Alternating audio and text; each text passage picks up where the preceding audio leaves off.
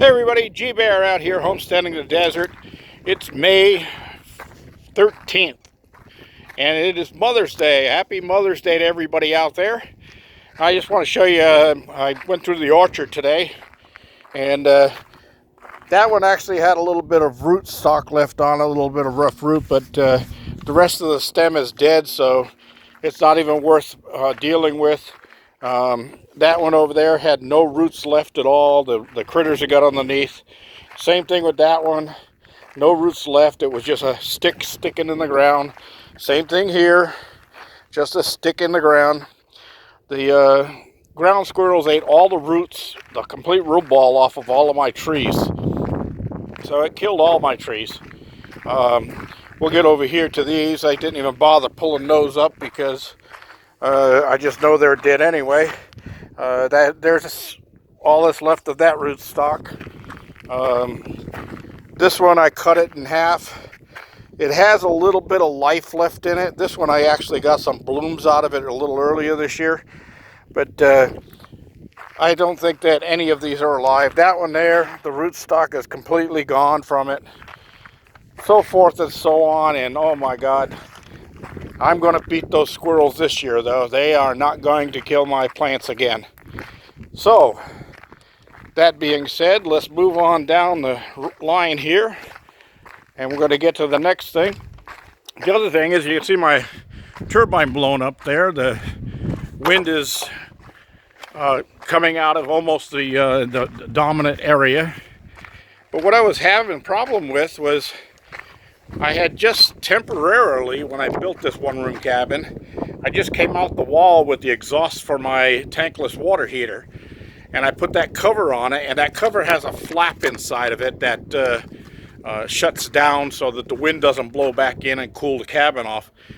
But the wind was hitting the side of the cabin here and going up and closing the vent, so it would block the vent off when I tried turning using hot water. It would only run for a few seconds and then the safety would shut off because it couldn't exhaust. So I made that metal box today and I covered up the bottom side of it so that when the wind comes now and hits the cabin and then tries to rush up into the vent, it hits the bottom of that instead. And there's plenty of room around inside of there for airspace, so it doesn't even get hot. I ran it for 5 minutes straight on the hot water running, and I came out, put my hand on that box, and there was no heat at all to it. So I'm not worried about any fire hazards or anything like that. It just blocks the wind. And later on, that's going to pipe out through the attic of the bathroom and up through the roof. So I won't have to have that box. But I'll use the box for something else down the line because yeah, I spent a little time making that, so I'm going to use it again.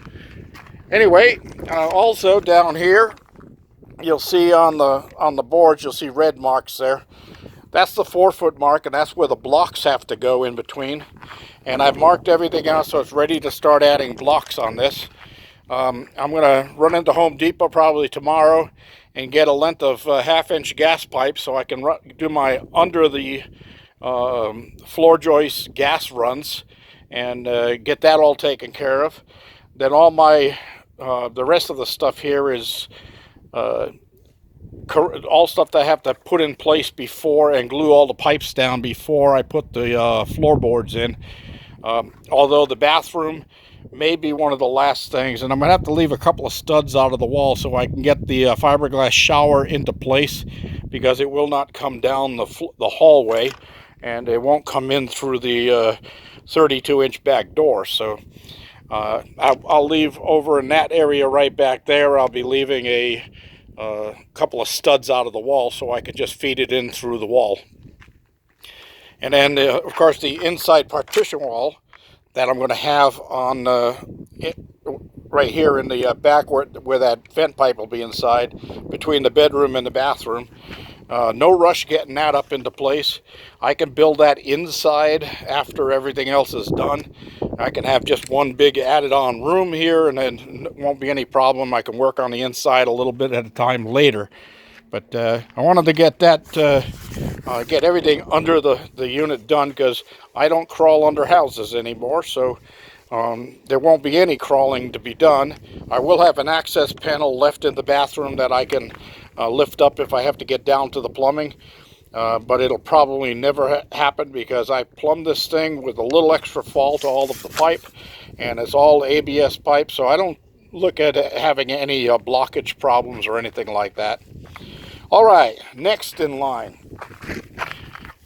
These racks right here that you see on top of this bucket, these are actually baskets that you're supposed to put down in the ground to protect the roots of your trees from gophers. And that waits until the tree gets a little bit healthier and stronger, and the bigger roots, the gophers don't go after. They go after the smaller, thin, tender ones.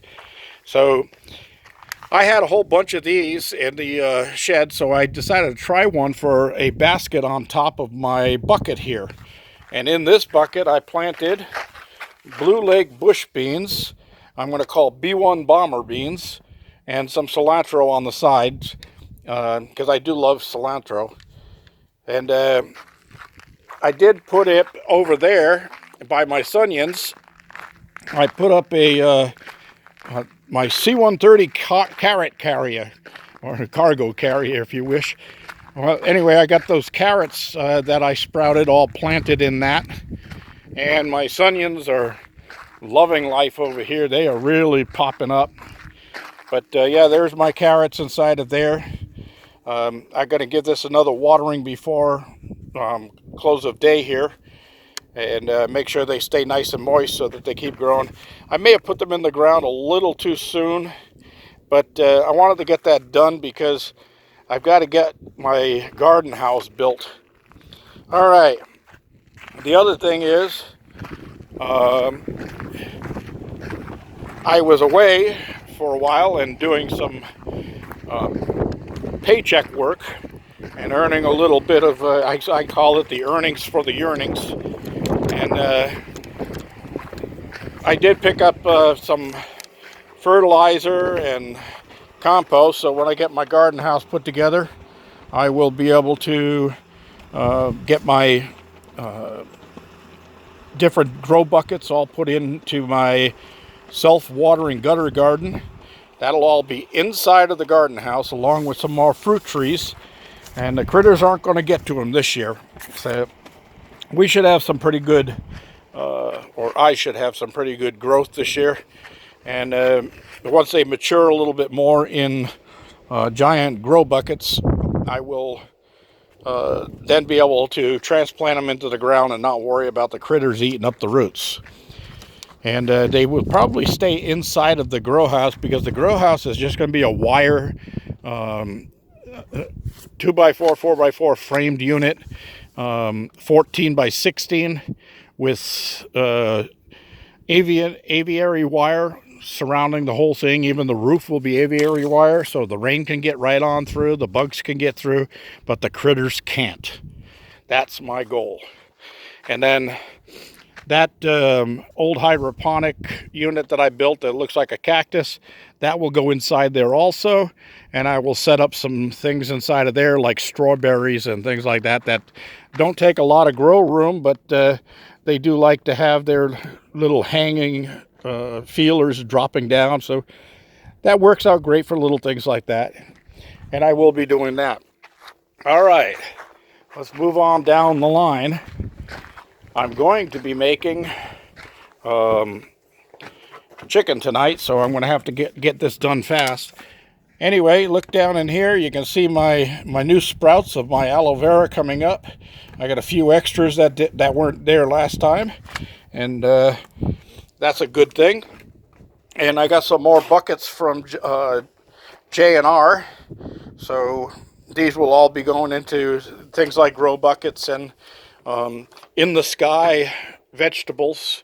My cloud potatoes over there are just filling that bucket. I can hardly lift that bucket. I might get it up about a half an inch to an inch, but that bucket is heavy right now, so I think I'm going to be pulling a bunch of potatoes out of there.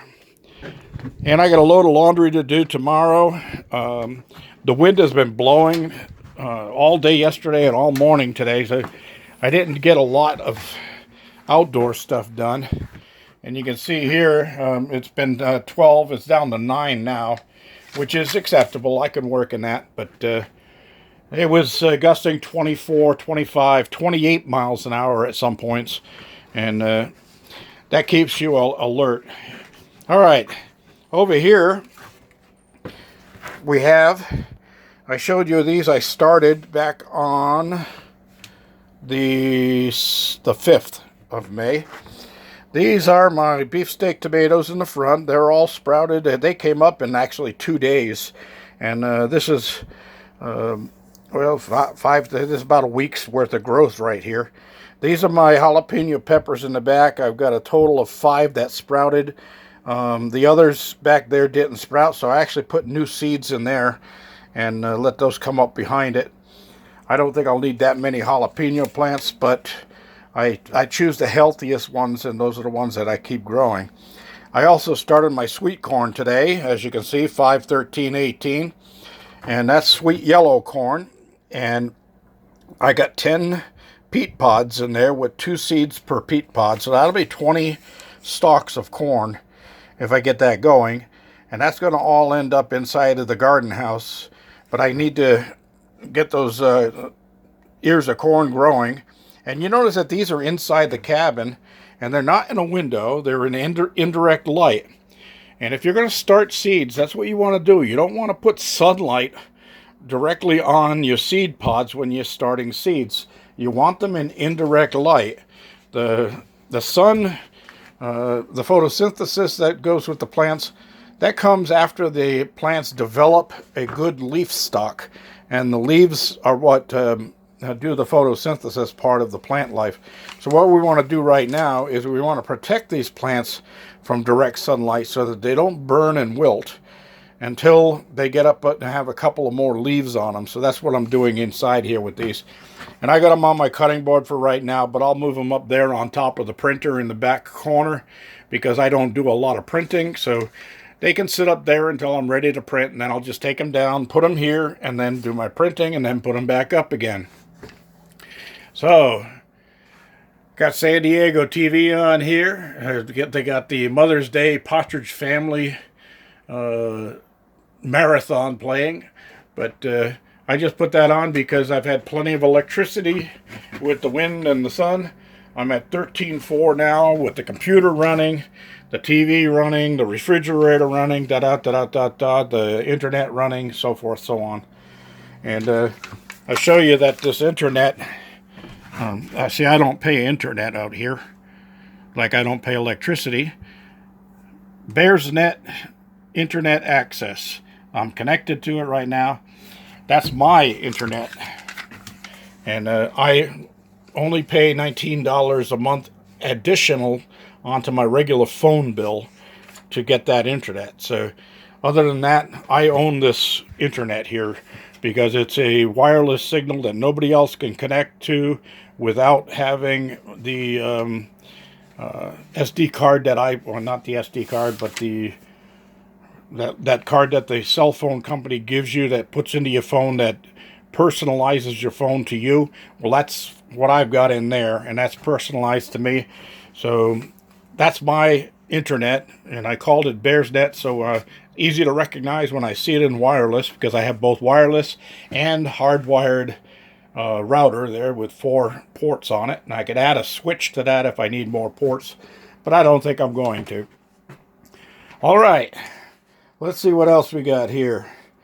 Okay, we covered all of the stuff that I wanted to cover. So that's it for today, everybody. G Bear signing off.